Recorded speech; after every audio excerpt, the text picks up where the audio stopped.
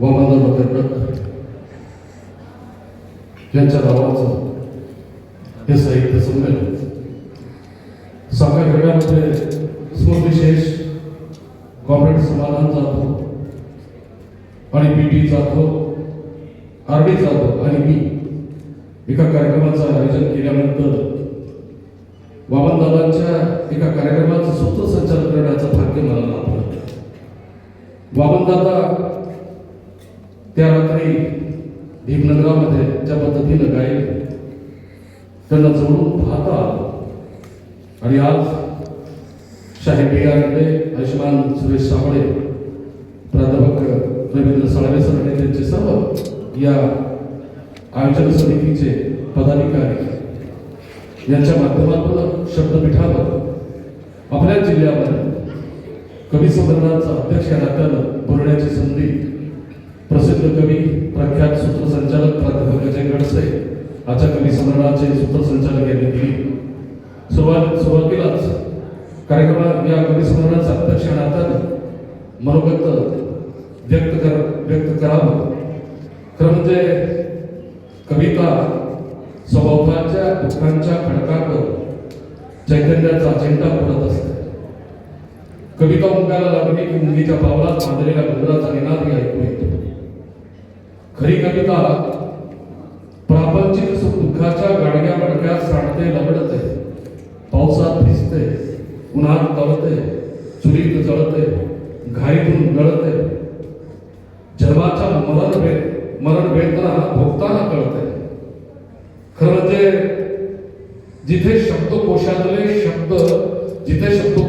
कोरडे शब्द सुंदर करून मिळतात त्या ठिकाणी कविता गवसत असते. आणि अशाच ठिकाणी वामनदादाच्या नावाच्या कवी संमेलनाचं हे जे सूत्र या ठिकाणी अध्यक्षपद मला बहाल केलं माझ्या जिल्ह्यामध्ये. कारण मागच्या आठवड्यामध्ये संविधान सन्मान साहित्य संमेलन जळगाव खानदेशमध्ये झालं.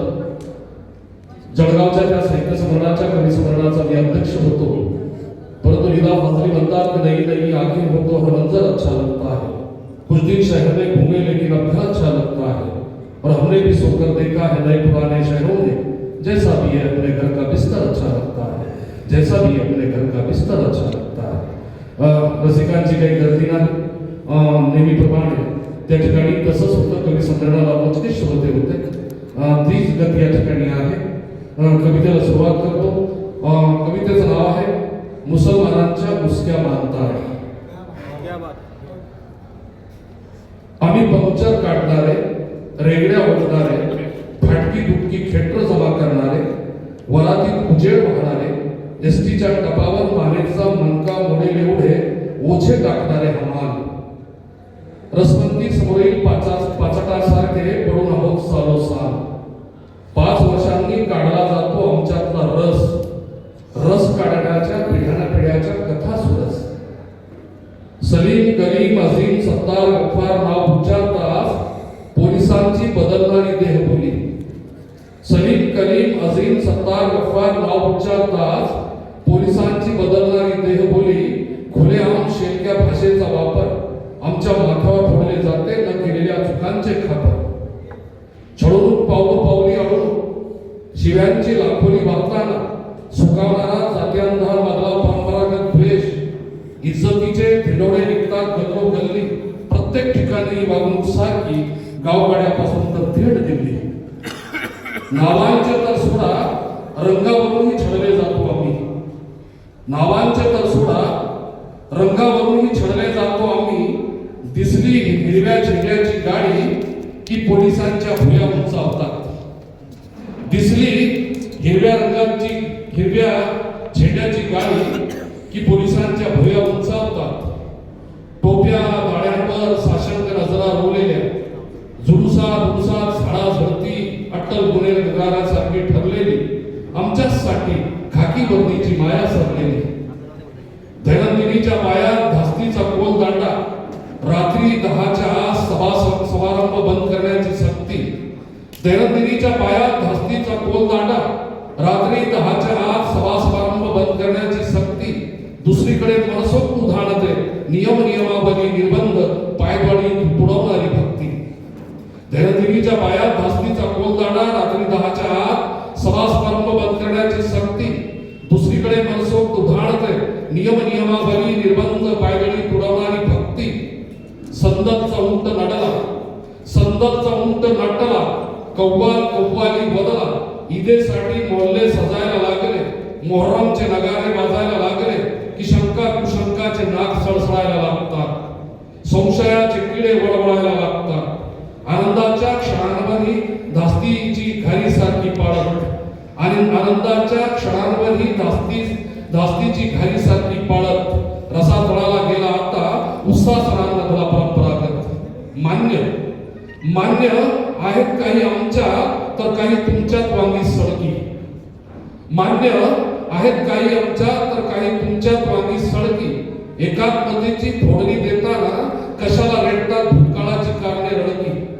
मान्य आहेत काही आमच्यात काही तर काही तुमच्यात वांगी सडकी. एकात्मतेची फोडणी देताना कशाला रेटतात भूतकाळातली कारणे रडकी. फाळणीच्या नावावर दोन देशात रे ओढणारे आम्ही मानत नाहीत. आमचे बाप जाते नव्हते खरपुड्या जिनाचे चमचे. पार तत्त्याचा काळोख सरल्यावर रेल्वे रुळी खुली झाल्यावर सरसावी नाहीत निष्ठावंतांची पावले परक्या भूमीकडे. पुढ्यात पाचडासारखे जिने प्रकरणांचा ठीक कमी होण्याऐवजी दिवसेंदिवस होत आहे त्यात वाढ. एक दिवस उकरड्यावर विसावणे अटळ. या विशाल देशाची आम्ही अडचण, या सहिष्णू देशातली अडगळ. पात्रात येऊन पडतोय प्रतिशोधाचा खकाना. तिकडे जाणाऱ्यांचेही झाले वाटोळे, लाटणाऱ्यांनी लाटली सत्तेची खीर. ठरले काही अंसार तर काही मोहाचे. नकाराचं पाणी नाकापर्यंत येऊन थडकलंय. जीव घेतल्याशिवाय राहणार नाही प्राण कंठाशी आणणाऱ्या आजक्या. नकाराचं पाणी नाकापर्यंत येऊन थडकलंय. जीव घेतल्याशिवाय राहणार नाही प्राण कंठाशी आणणाऱ्या आजक्या. गैरसमजाच्या दोऱ्या सोडा सैल कुठवर बांधता मुसलमानांच्या मुसक्या. गैरसमजाच्या दोऱ्या सोडा सैल कुठवर बांधता मुसलमानांच्या मुसक्या. चांगल्या दमदार आशय घन अशा कवितेनं अध्यक्षीय कवितेनं या कवी संमेलनाची सुरुवात झालेली आहे. या कवी संमेलनामध्ये निमंत्रित असणारे कवी भाऊ भोजने, रवींद्र साळवे यांना अशी